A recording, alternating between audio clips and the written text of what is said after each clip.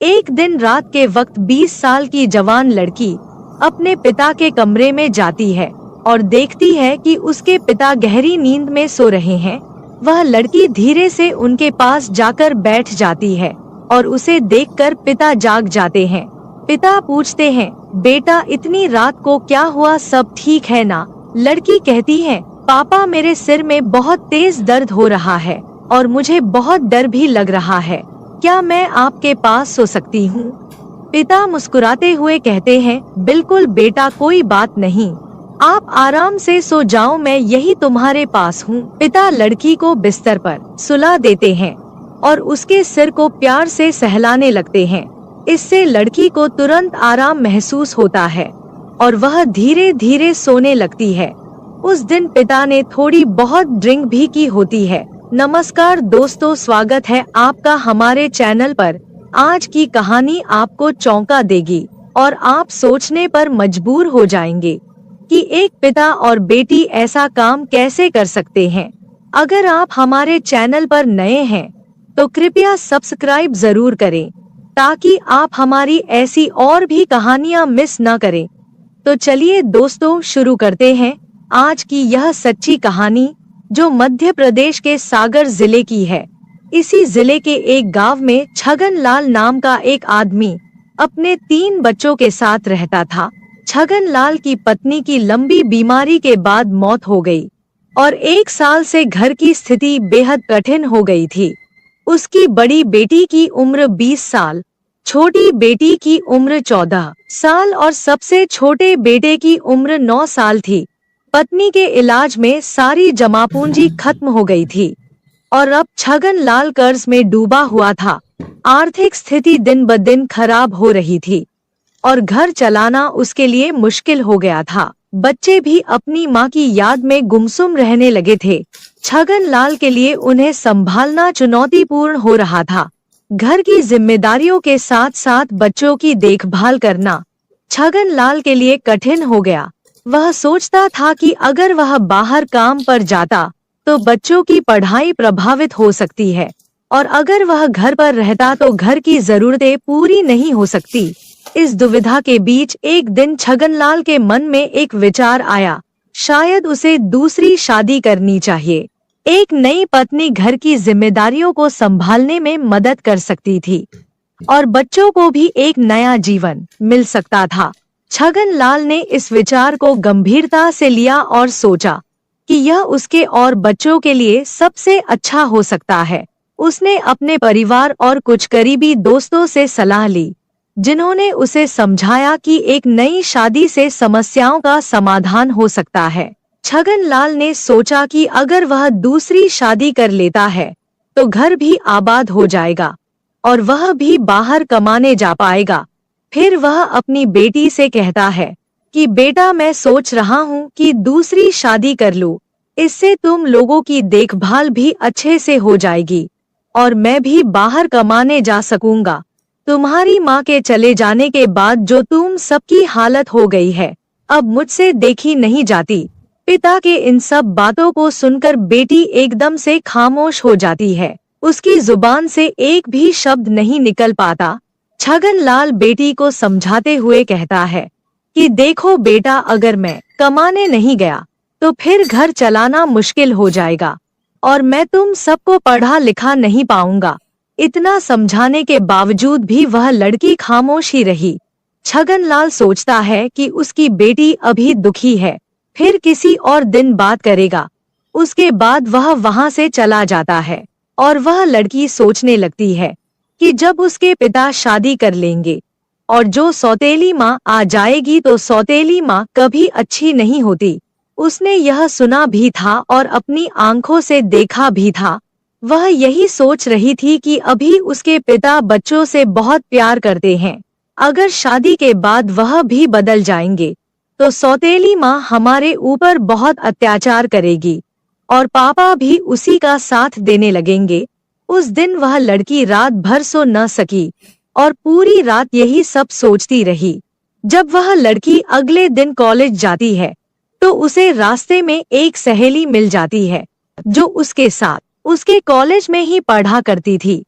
फिर वह लड़की अपनी सहेली को सारी बात बता देती है जो उसके पिता ने अपनी शादी के बारे में उससे कही थी। उसकी सहेली कहती है कि यह तो बहुत गलत होने वाला है तुम लोगों के साथ। अगर तुम्हारे पापा ने शादी कर ली तो तुम्हारे ऊपर बहुत बड़ी मुसीबत आ जाएगी। सौतेली माँ के बारे में तो तुमने सुना ही होगा कि वह किस तरह की होती है। तुम्हारे पापा ये शादी तुम लोगों के लिए नहीं कर रहे हैं, वह तो अपने शारीरिक सुख के लिए कर रहे हैं। उन्हें तो बस अपने लिए एक जीवन साथी चाहिए जो उनकी जिस्मानी इच्छा को पूरी कर सके। तुम्हारे पापा को जिस्मानी इच्छा बहुत परेशान कर रही है, इसी वजह से वह शादी करना चाहते हैं। तुम कभी यह मत सोचना कि वह ये शादी तुम्हारे लिए कर रहे हैं। उन्हें तो बस अपनी इच्छाओं को पूरी करने के लिए एक जिस्म चाहिए। वह लड़की अपनी सहेली की बातें सुनकर बहुत ही परेशान हो जाती है और उसे यह लगता है कि उसके पापा शादी करके ही रहेंगे। फिर उसकी सहेली कहती है कि मेरे पास एक आइडिया है, अगर तुम कर सको तो। वह लड़की कहने लगी कि ठीक है, मैं अपने भाई बहन के लिए कुछ भी कर सकती हूँ। उसकी सहेली कहने लगी कि तुम्हारे पापा को सिर्फ जिस्म चाहिए, अगर तुम अपने पापा के साथ संबंध बना सको तो फिर उन्हें शादी की सूरत नहीं रहेगी और वह कभी भी शादी नहीं करेंगे। फिर वह लड़की इस बात को गहराई से सोचने लगती है और इस नतीजे पर पहुंचती है कि फिर चाहे उसे कुछ भी करना पड़े मगर वह अपने भाई बहन को कभी बर्बाद नहीं होने देगी। अब उस लड़की ने ठान लिया था कि किसी भी कीमत पर उसने अपने पापा की शादी नहीं होने देगी। कॉलेज से आते आते उसको शाम हो गई थी, क्योंकि वह कॉलेज के बाद अपनी सहेली से काफी देर तक बातें कर रही थी। फिर वह घर आकर खाना बनाने लग जाती है और अपने भाई बहन को खाना खिलाकर उन्हें अपने अपने कमरे में सोने के लिए भेज देती है। उसके बाद वह लड़की खाना खाकर अपने पापा के बिस्तर में लेट जाती है। कुछ देर बाद उस लड़की का पिता आता है। जब वह देखता है कि उसकी बेटी उसके ही बिस्तर पर लेटी हुई है तो फिर वह उससे पूछता है कि बेटी तुम्हें क्या हुआ है। तो लड़की कहने लगी कि पापा मेरे सिर में बहुत ज्यादा दर्द हो रहा है और मुझे डर भी लग रहा है, इसीलिए आज की रात मैं आपके साथ ही सोना चाहती हूँ। बेटी की बात सुनकर पिता कहता है कि कोई बात नहीं बेटा, तुम आराम से सो जाओ। थोड़ी देर बाद खाना खाने के लिए वो किचन की ओर चला जाता है और खाना खाने के बाद थोड़ी बहुत पी भी लेता है। उसके बाद वह अपने बिस्तर में आकर लेट जाता है। एक तरफ लड़की लेटी हुई थी और दूसरी तरफ उसके पिता थे, मगर उन दोनों के ऊपर अलग अलग कंबल थे। रात के 12 बज चुके थे मगर उस लड़की की आंखों से नींद बिल्कुल ही गायब थी। उसके दिमाग में तो उसकी सहेली की बातें और सौतेली माँ की तस्वीरें घूम रही थी। जब लड़की ख्यालों की दुनिया से बाहर आई तो उसने देखा कि उसके पापा तो गहरी नींद में सो गए हैं। फिर वह लड़की डरने का नाटक करते हुए अपने पापा के कंबल में जाकर उनके करीब हो जाती है। थोड़ी देर बाद वह लड़की धीरे धीरे अपने पापा के और भी ज्यादा करीब होने लगती है। नशे के कारण उनका बाप भी मदहोश होने लगता है। जब तक उसे होश आया तब तक उसके अंदर का शैतान जाग चुका था, इसीलिए वह खुद को रोक न सका। उसके बाद वह दोनों अपने इस रिश्ते को भूलकर कई बार संबंध बना लेते हैं। अगली सुबह जब सोकर उठते हैं तो दोनों ही बहुत खुश थे। उन्हें किसी भी तरह की कोई शर्म या पछतावा नहीं था। उसके बाद तो यह सिलसिला आए दिन ही चलने लगा। अब तो वह लड़की भी इसकी आदी हो चुकी थी। जब भी उनका मन करता तो वह अपनी इच्छाओं को पूरी करते थे। इसी तरह दिन महीनों में बदलते चले गए और महीने बीत गए, पता ही नहीं चला। एक दिन उस लड़की की तबीयत खराब हो जाती है और उसे उल्टी और चक्कर आने लगते हैं। फिर वह लड़की चेक करवाने के लिए डॉक्टर के पास एक क्लिनिक पर जाती है। तब उसकी रिपोर्ट आई तो उसके पैरों के तले जमीन खिसक गई। डॉक्टर ने उसे बताया कि वह 2 महीने से प्रेग्नेंट है। उस लड़की के गांव के ही एक औरत उस क्लिनिक में साफ सफाई का काम किया करती थी। जब उस औरत को इस बात का पता चला तो फिर वह औरत पूरे गांव में ढिंढोरा पीट देती है। छगन लाल की कुंवारी की मां बनने वाली है। धीरे धीरे यह खबर आग की तरह पूरे गांव में फैल जाती है। छगन लाल का अपनी ही बेटी के साथ नाजायज रिश्ता है। एक दिन उसकी सहेली उसके घर जाकर कहती है कि पूरे गांव में पता चल चुका है कि तुम प्रेग्नेंट हो। अपनी सहेली की यह बात सुनकर लड़की बहुत परेशान हो जाती है और उसे कुछ भी समझ नहीं आ रहा था कि अब वह क्या करे। वह सोच रही थी कि अब तो उसके पिता की बहुत बदनामी हो जाएगी और वह भी किसी को मुंह दिखाने लायक नहीं रहेगी। एक दिन शाम के वक्त वह लड़की मार्केट से कुछ सामान लेने चली जाती है तो रास्ते में उसे मोहल्ले के कुछ लड़के छेड़ने लग जाते हैं। अश्लील बातें करके उसको परेशान करने लगते हैं और उसका बहुत ही मजाक उड़ाते हैं। वह लड़की बहुत शर्मिंदा हो जाती है और सामान खरीद कर घर वापस आ जाती है। घर आ जाने के बाद वह लड़की रात का खाना बनाने लगती है। भाई बहन और अपने पिता को खाना खिलाकर अपने रूम में चली जाती है। उसके दिमाग में सिर्फ एक ही बात चल रही थी कि उसकी और उसके पिता की बहुत बदनामी हो रही थी। अवसर उठाकर कभी भी नहीं जी पाएगी। यही सब सोचते हुए रात के करीब समय एक 25 का था वो कदम उठाती है और रस्सी लेकर जंगल की ओर चली जाती है।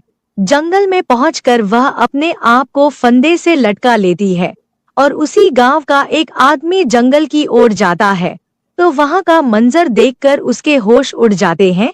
जब पास जाकर देखता है तो कदम सन्न रह जाता है क्योंकि वह लड़की उसी के गांव के में रहने वाले छगन लाल की बेटी थी। फिर वह आदमी इस खबर को पूरे गांव में फैला देता है। यह खबर उस लड़की के पिता को भी बताई जाती है। उस लड़की के पिता और गांव के सभी लोग जंगल की ओर चले जाते हैं और उन्हीं में से कोई पुलिस को भी फोन कर देता है। थोड़ी देर में पुलिस भी मौके पर पहुंच जाती है और उस लड़की को उतार कर उसका पोस्टमार्टम के लिए भेज देती है। जब पुलिस पूछताछ करना शुरू कर देती है तो पूछताछ के दौरान लोगों ने बताया कि यह लड़की पेट से थी, इसीलिए ही इसने आत्महत्या की है। एक आदमी ने तो यह भी बताया कि इस लड़की का अपने ही पिता के साथ नाजायज रिश्ता था और जो इस लड़की के पेट में बच्चा है वह भी इसी के बाप का है। लोग तरह तरह की बातें कर रहे थे और यह भी कह रहे थे कि भगवान ऐसे बाप किसी बेटी को भी न दे। पुलिस फिर छगन लाल को पकड़कर थाने ले जाती है और पोस्टमार्टम रिपोर्ट के आने का इंतजार करती है। इसी दौरान उस लड़की की सहेली को भी बुलाया जाता है और डर के मारे सारी बात वह लड़की बता देती है। तब तक पोस्टमार्टम रिपोर्ट भी आ जाती है और रिपोर्ट में साफ साफ लिखा हुआ था कि वह लड़की 2 महीने की प्रेग्नेंट थी। अब पुलिस छगन लाल से पूछताछ करना शुरू कर देती है। उसने इस बात को जल्द ही कबूल कर लिया कि उसने अपनी ही बेटी के साथ पिछले 5-6 महीनों से नाजायज संबंध थे। उसके बाद छगन लाल को अरेस्ट करके उसे कोर्ट में पेश किया जाता है और उसे 2 साल की सजा सुनाकर जेल में डाल देते हैं। दोस्तों कहते हैं कि बाप और बेटी को भी ज्यादा देर तक एकांत में नहीं रहना चाहिए, नहीं तो मन में गंदे विचार आ जाते हैं। अगर गंदे विचारों ने किसी के मन में एक बार घर बना लिया तो फिर उसे भगवान भी नहीं बचा सकते। फिर वह इंसान कुछ ऐसा कर बैठता है जिसके कारण पवित्र रिश्ते भी पवित्र शर्मसार हो जाते हैं। दोस्तों, इस कहानी को सुनाने का मकसद आपकी भावनाओं को ठेस पहुंचाना नहीं है, बल्कि आप लोगों को जागरूक और सचेत करना है। तो दोस्तों, यह थी हमारी आज की कहानी। कैसी लगी हमें कमेंट करके जरूर बताएं और यह भी बताएं कि आपको किसकी गलती लगती है, पिता की, बेटी की या फिर उसकी सहेली की जिसने उस लड़की को यह गंदा मशवरा दिया था। अगर कहानी अच्छी लगी हो तो चैनल को सब्सक्राइब और वीडियो लाइक जरूर कीजिएगा। मैं भावना एक साधारण सी महिला प्राइवेट स्कूल में पढ़ाने का काम करती थी। मेरी उम्र 25 साल हो चुकी थी और मेरी दुनिया मेरी माँ और 2 बहनों तक सीमित थी। घर में मैं सबसे बड़ी थी, लेकिन शायद मेरे बड़े होने का कोई खास मतलब नहीं था। मेरी तनख्वाह माँ के हाथों में जाती और उसने मेरी मेहनत से एक और प्रॉपर्टी खरीद ली थी। फिर भी जैसे जैसे वक्त बीता, मेरी जिम्मेदारियों में इजाफा हुआ, लेकिन मेरी जिंदगी वहीं ठहरी रही। मेरे काम से घर लौटने पर अक्सर ऐसा होता कि मेहमान आते और मैं चुपचाप अपने कमरे में चली जाती। एक दिन मैंने देखा मेरी छोटी बहन सजी धजी उन मेहमानों का इंतजार कर रही थी। मैं समझ गई कि वे मेरे लिए नहीं, उसे देखने आए थे। मेरी उम्मीदें चुपचाप ढह गईं। वक्त गुजरता रहा। मेरी उम्र 30 की हो गई, लेकिन माँ ने मेरी शादी की बात कभी नहीं उठाई, बल्कि उसने मेरी छोटी बहन की शादी करवा दी और मैं पीछे छूट गई। माँ की सगी बेटियों की शादी हो गई, पर मैं वहीं अटकी रही। समय और तेजी से गुजरा। अब मैं 35 साल की हो चुकी थी, लेकिन माँ अब भी मेरी शादी की बात नहीं करना चाहती थी। मुझे अब साफ साफ समझ में आ गया कि मेरी माँ मुझे केवल कमाई का जरिया मानती थी। उसकी नजर में मैं बस सोने का अंडा देने वाली मुर्गी थी। मैंने आखिरकार अपने शहर की नौकरी छोड़ दी और दूसरे शहर में नया जीवन शुरू करने का फैसला किया। वहां मैंने किराए पर एक घर लिया और एक प्राइवेट स्कूल में पढ़ाना शुरू किया। लेकिन किस्मत ने यहां भी साथ नहीं दिया। कुछ ही महीने में स्कूल बंद हो गया, क्योंकि शिक्षकों को समय पर वेतन नहीं मिलता था। मैं भी बाकी शिक्षकों की तरह इस्तीफा देकर घर लौट आई। अब मेरे पास ज्यादा पैसे नहीं बचे थे। इस नई परिस्थिति से जूझते हुए मैंने अपने घर में ही ट्यूशन शुरू करने का सोचा। दरवाजे पर ट्यूशन क्लासेस का बोर्ड लगते ही कुछ ही घंटों में पहले विद्यार्थी का आगमन हुआ। धीरे धीरे 5-6 बच्चे पढ़ने आने लगे और जिंदगी दोबारा पटरी पर आने लगी थी। फिर एक दिन एक 15 साल का लड़का अभिषेक मेरे पास पढ़ने आया। उसकी उम्र बाकी बच्चों से ज्यादा थी, इसलिए उसने अपना ट्यूशन का समय अलग करवा लिया। पहले पहले तो सब ठीक था, लेकिन कुछ दिनों बाद उसकी हरकतों ने मुझे हैरान कर दिया। अभिषेक ट्यूशन में आते ही अपनी गोद में बैग रखकर मुझे देखता रहता। एक दिन जब मैं बोर्ड से पीछे मुड़ी तो देखा उसकी नजर बोर्ड पर नहीं, मुझ पर थी। उसकी आंखों में कुछ अजीब सा था। और फिर उसकी गोद में रखे बैग की हलचल ने मेरी बेचैनी और बढ़ा दी। मेरे कदम खुद ब खुद उसकी तरफ बढ़े। मैंने उसका बैग हटाया और जो दृश्य मेरे सामने था उसने मेरे पैरों तले जमीन खिसका दी। 15 साल का वह लड़का मुझे देखकर वहीं बैठे बैठे अपनी हदें पार कर रहा था। उस पल मेरे भीतर गुस्सा, शर्मिंदगी और घिन का तूफान उमड़ पड़ा। लेकिन मैं जानती थी ये लड़ाई सिर्फ अभिषेक के खिलाफ नहीं थी। ये लड़ाई मेरे जीवन के हर उस पल के खिलाफ थी जिसने मुझे पीछे धकेलने की कोशिश की थी। उसकी माँ की गोद में उसका 6 महीने का बच्चा था और पास ही उसका बड़ा बेटा अभिषेक खड़ा था। वो महिला मेरे पास आई और अभिषेक का एडमिशन कराते हुए बोली, मैडम, आप मेरे बेटे को कम से कम 4 घंटे ट्यूशन दीजिए। घर पर ये बहुत परेशान करता है और पढ़ाई में भी दिलचस्पी नहीं लेता। आपके डर से शायद ये थोड़ी पढ़ाई कर ले। उसने आगे कहा, मैं आपको एक्स्ट्रा क्लासेस के लिए कुछ ज्यादा पैसे भी दूंगी। अतिरिक्त पैसे किसे नहीं चाहिए होते। वैसे भी मेरा खुद का कोई परिवार नहीं था और न ही मुझे किसी पति को जवाब देना पड़ता था। इसीलिए मैंने खुशी खुशी उसके बेटे को एक्स्ट्रा क्लास देने के लिए हाँ कर दी। अगले ही दिन से अभिषेक ट्यूशन आने लगा। मुझे जल्दी ही समझ में आ गया कि अभिषेक पढ़ाई में काफी होशियार है। बाकी बच्चों के जाने के बाद भी उसकी एक्स्ट्रा क्लास चलती रहती थी। ट्यूशन के दौरान अभिषेक बहुत सी अच्छी बातें करता था। उसके साथ समय कब बीत जाता मुझे पता ही नहीं चलता। शायद क्योंकि मैं भी अपनी जिंदगी में अकेली थी, तो उसकी बातें सुनकर मुझे भी कोई सहारा मिल गया था। ऐसे ही दिन बीत रहे थे। मैं जिस घर में रहती थी उसकी ऊपरी मंजिल का एक कमरा पहले से ही टूटा हुआ था। अब वहां एक नया किराएदार आकर रहने लगा था, जो कि मेरी ही तरह अकेला था। एक शाम की बात है, 6 बजे के करीब अभिषेक अपने घर जाने के लिए निकला ही था कि तभी वह नया किराएदार मुझे चाय के लिए बुलाने आया। उसकी बात सुनकर अभिषेक अचानक रुक गया और बोला, मैडम, मुझे मैथ्स के कुछ सवाल समझने हैं। ये कहते हुए वह मुझे क्लासरूम में ले आया। जैसे ही हम अंदर पहुंचे, मैंने उसे ब्लैक बोर्ड पर मैथ्स के सवाल समझाने शुरू कर दिए। लेकिन अभिषेक का ध्यान बिल्कुल भी मेरी पढ़ाई पर नहीं था। वो बस यूं ही मेरा समय बर्बाद कर रहा था। ये मुझे समझ में आ गया था। मैंने थोड़ी सख्ती से कहा, तू मेरा समय बर्बाद मत कर। तेरा ट्यूशन का समय खत्म हो गया है, अब घर जा। अभिषेक ने अचानक मेरे हाथ को पकड़ लिया और बोला, मैडम, आप बहुत अच्छी हैं। जब तक मैं वापस नहीं आता अपना ख्याल रखना। मुझे उसकी इस बात पर कोई खास ध्यान नहीं गया, लेकिन जाते वक्त उसका इस तरह का व्यवहार मुझे थोड़ा अजीब जरूर लगा। अगले दिन अभिषेक ट्यूशन के समय नहीं आया। तभी आसमान में बादल घिराए और तेज बारिश होने लगी। मैंने ट्यूशन में आए बाकी बच्चों को जल्दी ही छुट्टी दे दी।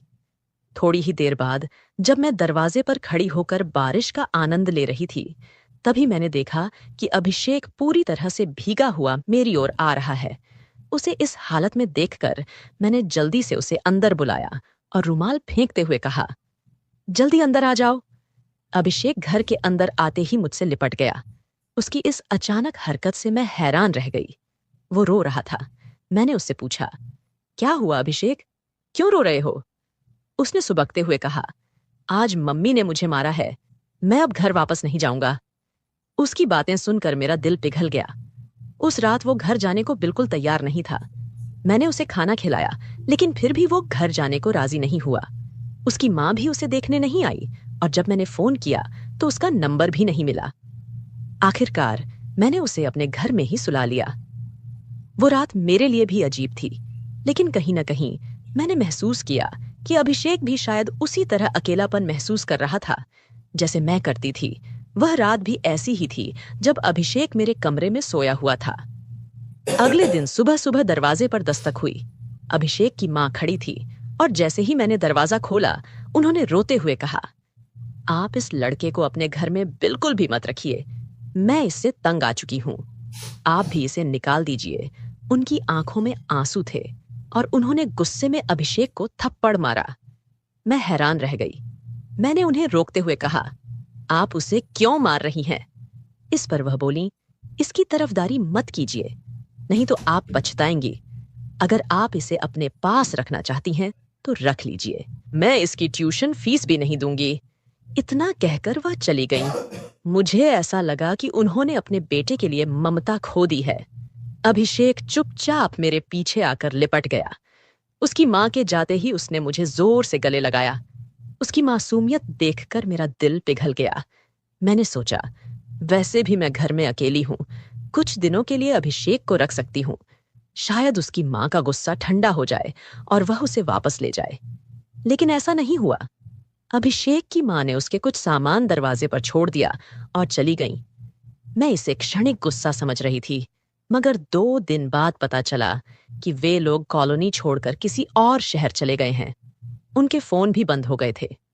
मैं यह बात अभिषेक से छिपाए रखी, क्योंकि उसे यह जानकर बहुत धक्का लगता कि उसके माता पिता उसे छोड़कर चले गए हैं। धीरे धीरे मैंने अभिषेक को अपने घर में ही रखना शुरू कर दिया। वह सुबह स्कूल जाता, शाम को ट्यूशन करता और रात को मेरे कमरे में आकर सोता। सब कुछ सामान्य चल रहा था, लेकिन एक रात कुछ अजीब हुआ। हमेशा की तरह उस दिन भी अभिषेक मेरे कमरे में सोने आया और लाइट बंद कर दी। वह अंधेरे में सोने का आदी था और उसकी आदत के चलते मैंने भी अंधेरे में सोने की आदत डाल ली थी। अचानक उस रात अभिषेक ने मुझे बहुत जोर से पकड़ लिया। उसकी पकड़ इतनी मजबूत थी कि मुझे यकीन ही नहीं हुआ कि वह 15 साल का लड़का है। मैं बहुत डर गई थी। ना तो मैं उठ पाई, ना ही उसकी पकड़ से खुद को छुड़ा पाई। लगभग आधे घंटे बाद वह अलग हुआ। मैं कांप रही थी और डर के मारे हॉल में चली गई। सुबह अभिषेक जब कमरे से बाहर आया तो वह ऐसे व्यवहार कर रहा था जैसे रात में कुछ हुआ ही नहीं। मैं उसे कुछ कहने ही वाली थी, तभी वह किचन की ओर बढ़ गया। उसकी मासूमियत देखकर मेरे मन में उथल पुथल मच गई। उसने मेरे लिए चाय बनाई और मेरे कमरे में मेरा इंतजार कर रहा था, मानो कुछ हुआ ही ना हो। वो मेरे कमरे में था और अचानक उसे देखकर मैं थोड़ी शर्म से भर गई। फौरन बाथरूम की ओर बढ़ी, अंदर जाकर जल्दी से अपने कपड़े ठीक किए और फिर बाहर आई। बाहर आते ही मैंने अभिषेक से सवाल किया, अभिषेक, तुम्हारी तबीयत ठीक तो है ना? रात को तुमने मुझे इतनी जोर से क्यों पकड़ा था? अभिषेक ने बेहद शांत अंदाज में जवाब दिया, मैडम, शायद आपको कोई गलतफहमी हुई है, मैं तो जल्दी ही सो गया था। उसके जवाब से मुझे थोड़ी राहत मिली। लगा कि शायद वो सब कुछ नींद में हुआ होगा। मैंने उस बात को और ज्यादा तूल नहीं दी।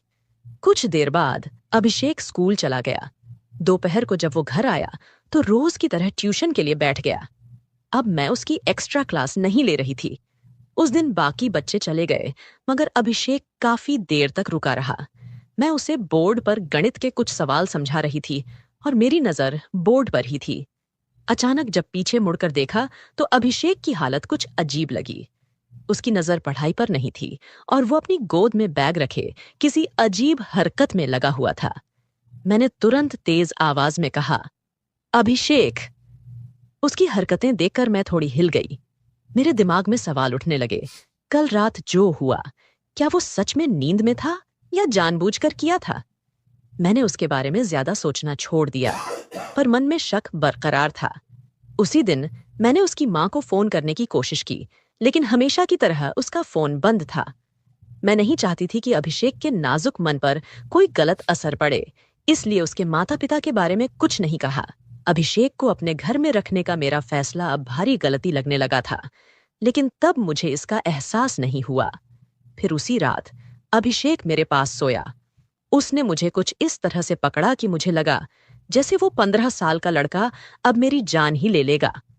उसकी पकड़ इतनी जोरदार थी कि मैंने खुद को छुड़ाने की कोशिश की, मगर वो छोड़ने को तैयार नहीं था।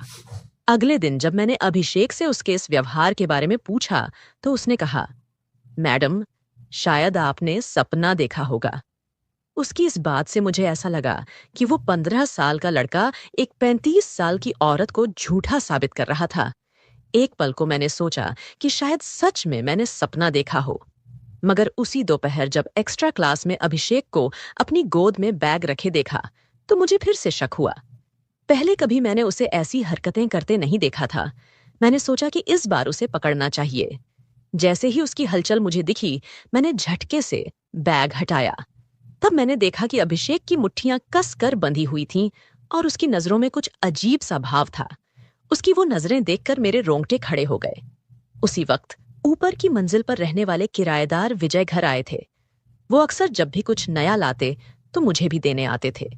उस दिन भी वो मार्केट से सब्जियां लाकर मेरे घर देने आए थे। विजय ने जब अभिषेक का व्यवहार देखा तो वो भी थोड़ा असमंजस में आ गए। उन्होंने मुझसे पूछा, अभिषेक ठीक है ना? मैंने अभिषेक की नजरों से बचाकर विजय को धीरे से सारा हाल बताया। अभिषेक के बारे में सुनते ही विजय को उस पर दया आई। वह सोचने लगा कि एक बच्चा जिसके माँ बाप उसे छोड़ चुके हों, किस तरह से अकेलापन महसूस करता होगा। विजय ने अभिषेक से कहा, तू अपनी मैडम को परेशान करने की बजाय आज से मेरे साथ मेरे कमरे में रह जा। लेकिन अभिषेक के चेहरे पर गुस्सा साफ दिखाई दे रहा था।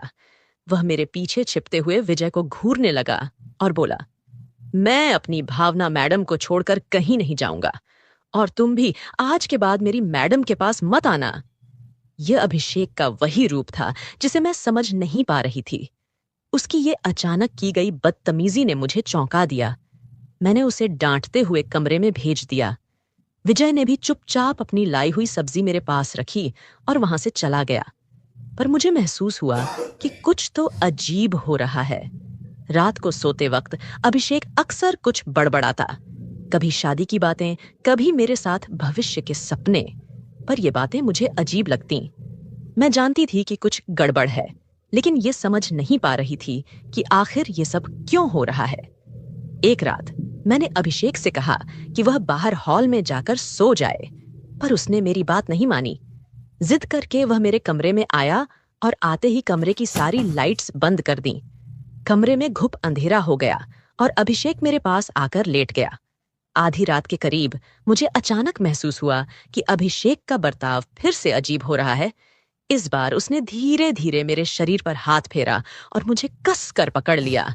मैं घबराई और जोर से चिल्लाने लगी। तभी विजय, जो हॉल में मेरी आवाज सुनने के इंतजार में था, दौड़ते हुए मेरे कमरे में आ गया। विजय को मैंने पहले ही अभिषेक के बदलते व्यवहार के बारे में बता दिया था और उसकी मदद के लिए बुलाया था। कमरे में आते ही उसने लाइट ऑन की। जब मेरी नजर अभिषेक पर पड़ी तो उसका चेहरा पूरी तरह बदल चुका था, गंभीर और खौफनाक। उसके हाव भाव देखकर मैं बुरी तरह डर गई थी। विजय ने किसी तरह अभिषेक से मुझे छुड़ाया, लेकिन अभिषेक बिस्तर पर ऐसे पड़ा था जैसे वह पूरी तरह से जड़ हो गया हो। उसके हाथ पैर अकड़ गए थे, आंखें कसकर बंद थीं और वह कांप रहा था। यह देखकर हमें बिल्कुल समझ नहीं आ रहा था कि उसे अचानक क्या हो गया। बिना देर किए हमने अभिषेक को अस्पताल पहुंचाया। अस्पताल में डॉक्टरों ने बताया कि अभिषेक को मिर्गी के दौरे पड़ते हैं और सही इलाज न होने की वजह से उसकी हालत बिगड़ती जा रही थी। डॉक्टर ने यह भी कहा कि अगर अभिषेक को समय पर अस्पताल नहीं लाया जाता तो उसकी जान भी जा सकती थी। डॉक्टर की ये बातें सुनकर मैं स्तब्ध रह गई। पिछले कुछ दिनों में अभिषेक के साथ एक गहरा संबंध बन चुका था, जैसे वह मेरे परिवार का हिस्सा हो। 2 दिन बाद अभिषेक को अस्पताल से छुट्टी मिल गई। घर लौटते ही वह मेरे पैर पकड़कर रोने लगा। तब मैंने उसे सांत्वना दी और कहा कि वह घबराए नहीं, सब कुछ ठीक हो जाएगा। जब मैंने अभिषेक से पूछा कि क्या उसके माता पिता का हाल चाल है, तो उसकी आंखों में एक अदृश्य दर्द था। मैडम, उसने धीरे से कहा, मेरे माता पिता इस शहर को छोड़ चुके हैं। जब माँ ने मुझे मार पीट कर घर से निकाला तो उसने कहा था कि मैं इस शहर से चली जाऊंगी। अभिषेक ने अपने अतीत का एक चौंकाने वाला रहस्य उजागर किया। जिस महिला को आप मेरी असली माँ समझती हैं, वह वास्तव में मेरी जन्म माँ नहीं है। मुझे अनाथालय से गोद लिया गया था जब मैं केवल 6 साल का था। उन लोगों की शादी को 7 साल हो चुके थे और उनके पास कोई संतान नहीं थी। कुछ साल बाद जब उन्हें अपना बच्चा हुआ तो माँ का मुझसे प्यार घटने लगा। उसकी आवाज में आंसू थे जब उसने कहा, जब मैंने ट्यूशन के लिए आना शुरू किया तब मैंने देखा कि आप मुझसे प्यार से बात करती थीं। उस दिन जब मेरी माँ ने मुझे घर से बाहर निकाला तो मैं आपके पास शरण लेने आया। आपने मुझे अपने घर में बिना किसी शर्त के रखा।